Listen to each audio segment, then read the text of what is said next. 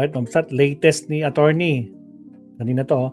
Tama na pinalitan na si Narbasa pero ang pinalit si Vinluan na nilamon din ng buhay ni Atty. Ligutan. Tragis. Ibang klase na ito kung mga title nila pa na. Ibang klase mag-title talaga ito si Atty. Enzo. Diyos ko Lord Rudy. Clickbait na clickbait eh. Nilamon ng buhay ni Atty. Ligutan itong si Atty. Vinluan. Diyos ko Lord. Sige. Tuloy. Pakinggan na natin. Sa katotohanan. Mga kabunyog, mga kababayan, welcome sa isang namang episode ng ating Kape at Kwentuhan. Huwag na natin patagalin to. Ito mga kabunyog, magkape tayo. At habang nagkakape, pagkwentuhan natin Forward yung nangyari kagad. kanina. Day 4 ng impeachment trial ni Sara Duterte. Anong nangyari? Ang nagsagutan kanina, ang nagharap kanina, sa parte ng prosecution, hindi pa rin pinalitan ang magaling na abogado ng prosecution, si Attorney Amando Berhil Ligutan. Natatawa kanina mga kabunyog, mga kababayan, kasi maraming nakapansin, naka-makeup daw.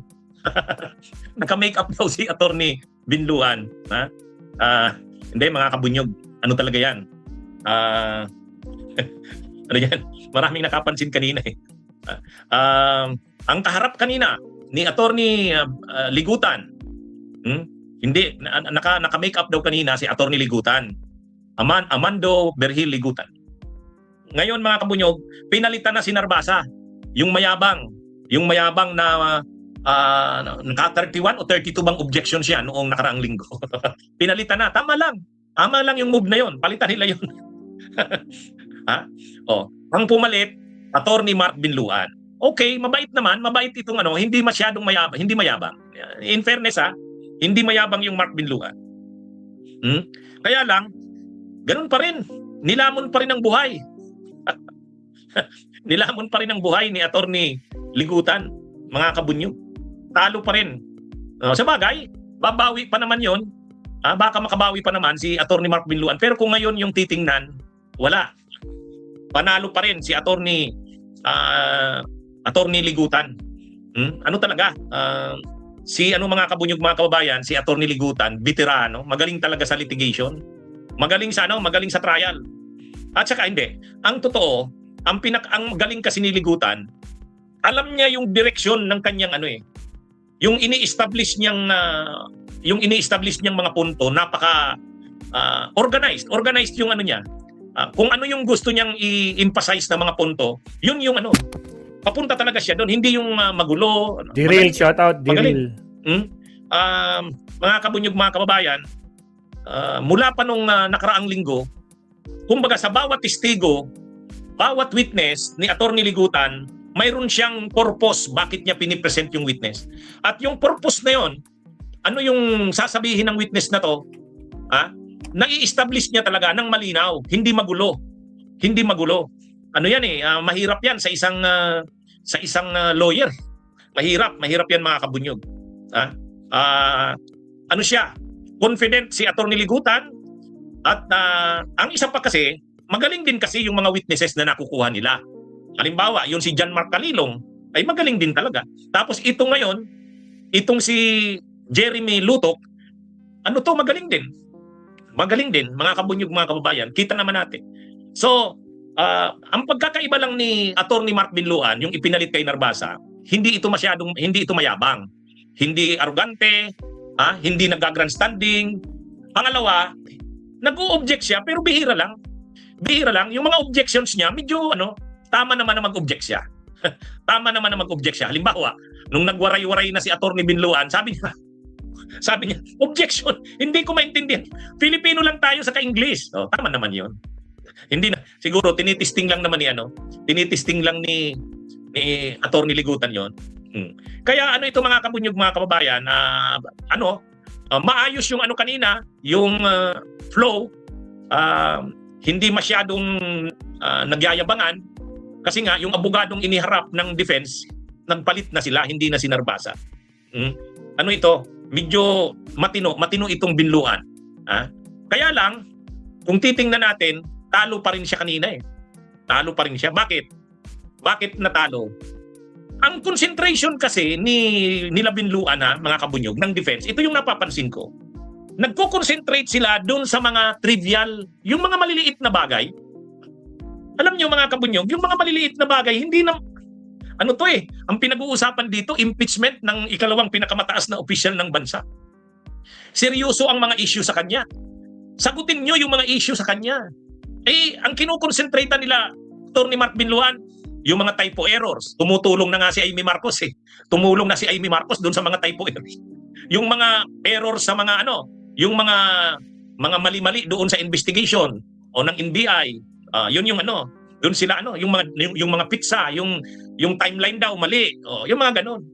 Typo errors. Doon sila nagko-concentrate Hindi naman yun Ang pinaka-issue dito, nagbanta ba si Sara Duterte na ipapapatay niya ang Pangulo, ang First Lady at ang dating Speaker? Yun muna, nagbanta ba siya?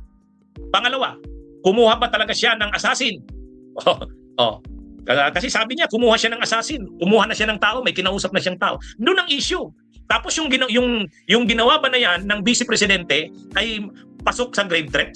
Yun, doon mag-concentrate. Doon na dapat ang mga nakikita nito ni Atty. Mark Binluan, yung mga investigation report, yung mga pizza doon. Wala, yun. Hindi masyadong importante yun. Sa totoo lang mga kabunyog. Importante yun sa trial sa korte. Importante yun sa trial sa korte. Ito, impeachment court. Ang inaano mo dito, ang kinukuha mo, yung mga senator judges at saka yung publiko. Nanonood ang publiko Saan interesado ang publiko? Interesado ba ang publiko doon sa mga maling pizza? Interesado ba ang publiko doon sa typo errors? Typographical errors? Hindi. Hindi doon interesado ang publiko. Interesado ang publiko at yung mga senator judges doon sa nagbanta ba talaga ang pangalawang pangulo? Seryoso ba siya sa banta na yon? Talaga bang intention niya na ipapatay ang Pangulo, ang First Lady? Yan yung issue doon. Doon dapat.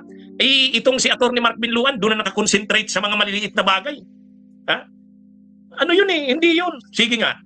Yung mga tao ba na nanonood, yung publiko, pero ba sila doon sa mga nakikitang mga mali doon sa report? Kasi may mga investigation report na pinapakita. May mga subpina na pinapakita, yung pagsubpina kay Sara Duterte. May mga typo errors daw. May mga investigation report errors. Yun Hindi naman masyadong, yun? Masyadong minor yun. Masyadong minor yun.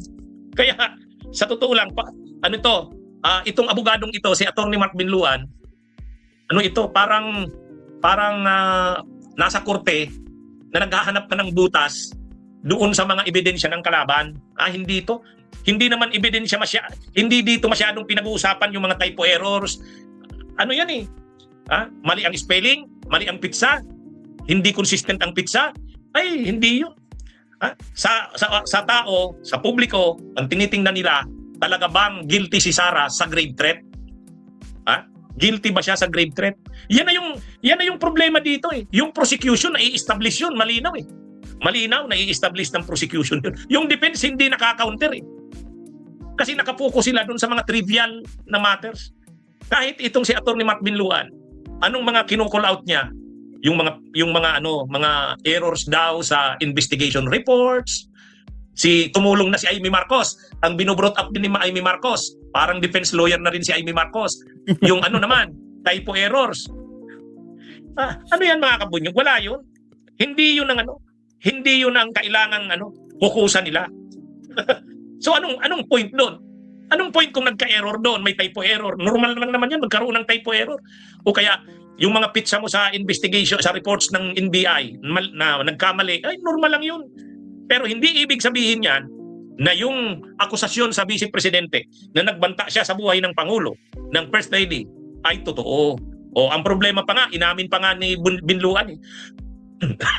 Tinanong kanina si Atty. Mark Binluan ni Ma'am Aquino, Defense Counsel, napansin mo ba na wala naman kayong sagot doon sa yung aligasyon na ang pangalawang Pangulo, ang Vice Presidente ay nagkontrata ng assassin? Hindi nyo dininay? Sabi ni Atty. Mark Binluan, hindi po, dininay po namin yan. Hindi nyo dininay. Binasa namin yung wala kayong dinayan. Ay sabi niya, lahat naman po dininay namin eh. Ay general denial. Hindi pwedeng general denial. Hindi pwedeng general denial. Kailangan doon specifically i-deny mo yung punto por punto. Tama. Hindi nila kaya ang dami ng errors. Itong si Attorney Mark Binloan, sabagay hindi mo naman masisisi itong abogadong ito, bata pa. Baguhan Pangalawa, na. talagang naghahanap sila ng butas sa mga dokumentong pinipresent ng prosecution. Naghahanap sila ng kaliit-liiting butas sa mamamayang nanonood at kahit sa mga senator judges, hindi sila after doon sa mga maliit na butas. Sagutin nyo yung issue. Sagutin nyo yun. Diba? Sagutin nyo yung issue. Una, simple lang naman ang issue eh. Ang issue, nagbanta ba talaga si Sara Duterte na ipapapatay niya si PBBM, ang First Lady at si dating Speaker Martin Romualdez? Yun ang issue. Yung ginawa ba na niya na yun na pagbabanta, seryoso ba siya doon? Oh. May malis ba? May intention ba talaga siya doon? Oh. At yun ba ay pasok sa grave threat? Oh, yun ang mga issue doon. Ay itong mga abogado ng defense naghahanap ng kaliit-liiting butas doon sa mga dokumento. Agoy. Tuloy nare-reveal na wala kasi talaga silang pang-counter. Oh, wala silang pang-counter. Wala silang solid na pang-counter. Tama si Imojili. 'Yun ang problema doon. Kaya sa korte pwede 'yun. Yung mga ganung style, naghahanap ka ng butas. Pero sa impeachment, political ito. Ibig sabihin, hindi ito masyado doon sa mga teknikalidad ng mga ebidensya. Hindi, ang taong bayan hindi masyadong tumitingin doon sa mga teknikalidad, yung mga typo errors, kung ano-ano, mali ang pizza, hindi consistent. Hindi yon. Ang taong bayan, nakita nyo yung reaksyon, pinapanood yung 8 beses nagmura si Sara. O yun ang yun ang ng taong bayan. Nakita nila, talaga palang si Sara Duterte, grabe. Nagmura, nakailang beses na mura yun. Tapos may ganyan, gusto niya na daw putulin ang ulo ng Pangulo. Di ba? Yun ang nakikita ng taong bayan. Hindi yung mga typo errors, hindi yun. Mga yun, maliliit na bagay yun. Ang problema, yun ang nakikita ng defense. Diyan sila matatag. Kung ganyan ang style ng defense, hanggang sa dulo, wala. Ito? Nakikita nila, ang ibig sabihin nito, itong mga abogado ng defense, naghahanap ng mga butas sa sa korte pwede yan, yung criminal case. Pero sa impeachment, hindi. Yung opinion ng publiko ang kailangan mong makuha. Yung opinion ng publiko. Bakit? Kasi pag nakita ng publiko na talagang guilty si Sara, yung mga senator judges na yan, sasabay sila sa kung ano ang sentimento ng taong bayan. Doon sila sasabay.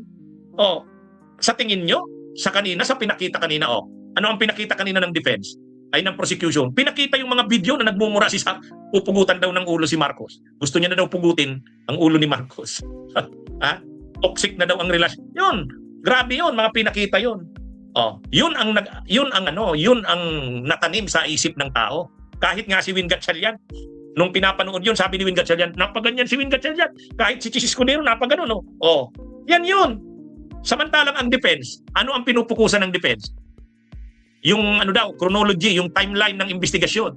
Pangalawa, yung may mga typo errors. Pati si Amy Marcos tumulong na. Wala. Kung ganyan ang nila ng defense, wala yan. Hindi sa totoo lang. Impeachment ito. Impeachment, hindi ito criminal case. Di ba? Ano yan mga kabunyog? Wala yan. Sagutin ninyo yung mga seryosong issue at aligasyon. Yan yun. I-destroy ninyo yun. Yan ang problema mga kabunyog. Okay? Abangan nyo, may isa pa akong live. No? May isa pa akong live. May isa pa? After 10 minutes. Really? Okay? Magandang araw sa inyong lahat. Mabuhay po tayo. Ibang klase si attorney. Mag alas 11 na, meron pa din siya. Unyog, halikan na kasama ka. Wala na. Talagang kawang-kawawang defense team. Silipin nga, totoong naka-live si attorney. Ay, oo nga. Naka-live siya. Sagad talaga ang galit ni Cayetano kay Matibag. Kaya pati valid na request kinokontra. Ay, pinakinggan na natin to kay attorney Claire kanina. Ang maganda mabsat, ito yung breaking news ngayon pag uwi natin ng gabi. Si attorney Baligod, may warrant of arrest na. May warrant of arrest si Baligod, pag-usapan natin yan. Countdown tayo in 30 seconds. Here we go.